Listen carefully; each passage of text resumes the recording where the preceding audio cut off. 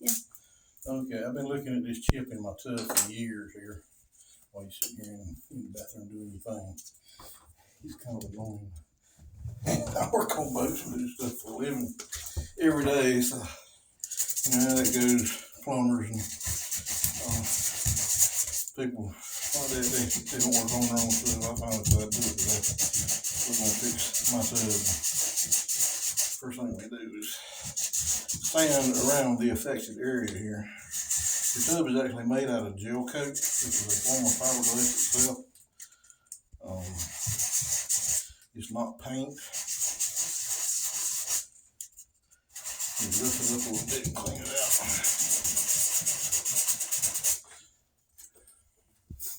Not a hard process, really. Try not to mess up ink no more than we've got to around it. Wipe it off. Really supposed to clean it up with acetone. If I was working on the boat, I would. This is mine in my house, and I don't get too bad on shit because I know it's gonna work.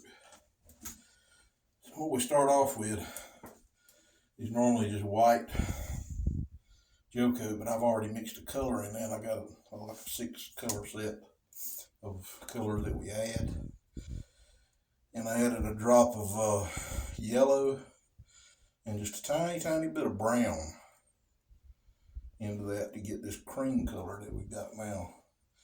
And there is no science to this, it's all art. You mix it until you get it right. And sometimes you have to do it 10 times to get it perfect. I was doing it to do a little test spot and see if it's gonna color match. Spread it out a little bit next to the existing tub. And that's not bad. It'll change color a little bit as it dries, and I'm pretty happy with that. It's never going to be absolute perfect color match with gel coat because the original gel coat continues to cure as it ages for years and years and years. So this new patch will never match perfectly. So that has not got the catalyst in it. So I'll wipe that back off. That was just to see if the color match is correct. Then I've got, you want to show me doing this? I'm dirty, I'm sorry. I'm ugly too, can't do much about that. It's called MEKP, it's methyl ketone peroxide, I believe is what it stands for. And it's a catalyst for the resin, and it takes I think 12 drops to the ounce. That's close to the ounce in there. We're gonna go 1, 2, 3, 4, 5, 6, 7, 9, 10, 12. There we go. You're gonna start mixing it up, and you don't have a whole lot of time, about 5 minutes before it starts to called kicking off and hardening up. You got to move along with this process once you add the catalyst to the gel coat. And we mix, make sure it gets thoroughly mixed, and wipe it all off the sides. If there's any gel coat on the side of the container, and keep mixing it in there. Get it all scraped off the bottom just to be sure everything got mixed. You don't want a raw spot that didn't get catalyzed. It won't never cure. Make a couple hundred strokes.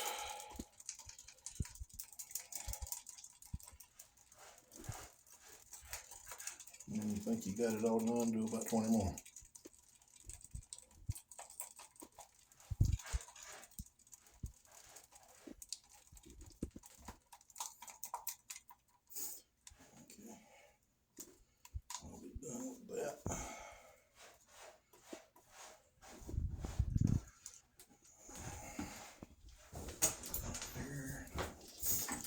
Chip brush that I use, nothing more a cheap paintbrush. I buy a box of 100 of these things at a time. Start pulling the loose hairs off of it. There's a horse hair or some, probably not real horse hair, probably just some fake fiber they use. Anyway, just pull the loose ones off so it don't end up in the gel coat. Then get a light brush full, as you can get to stay on there without dripping so much. Filling in the hole.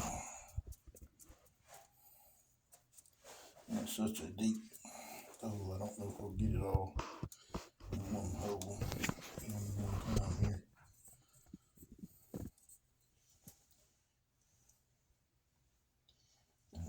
I should have put some milled fibers in it, which are fiberglass fibers that would thicken it up and it would stay in the hole better. Once it starts setting up, it'll thicken up and I can kind of fill it up a little bit better. Get it to stay if it wants to droop to the bottom of the hole while it's thin.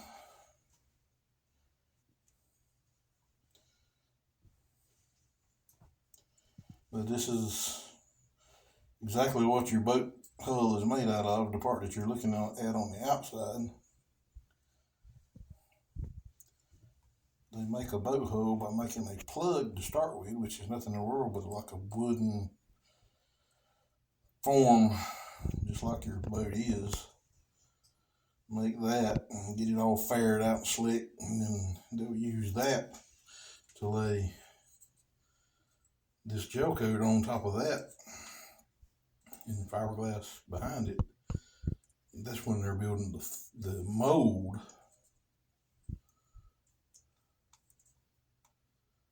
And they'll pop that off of the plug and they've got the mold. And then the actual boat gets built from that mold. So it's a three-part process with building boats normally. The plug, then the mold, and then the boat is built in the mold.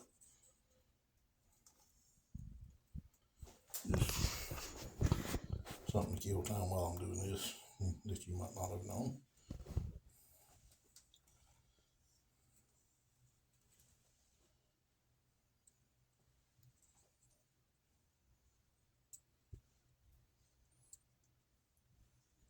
Well, this will look pretty rough first coating.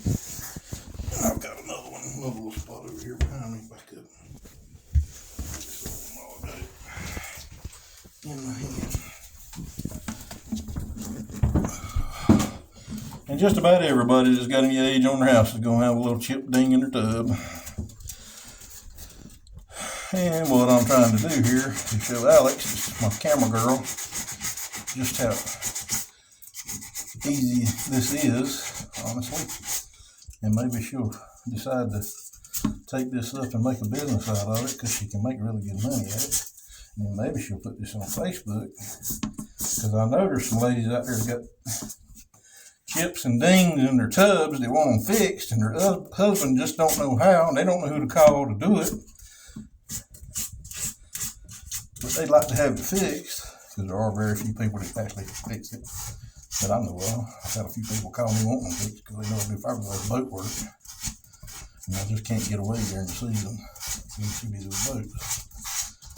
And I just don't like leaving my shop. It just costs me more money than I make out of it. But if it got her going with a business that she can make her some money at, I would do it for her.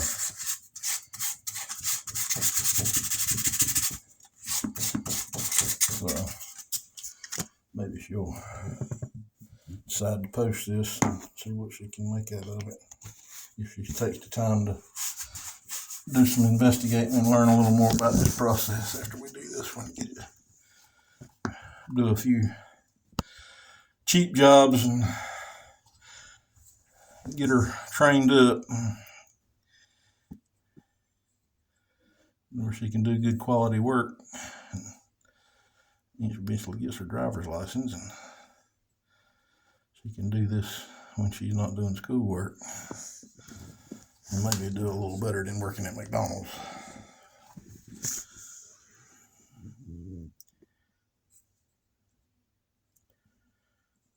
All right.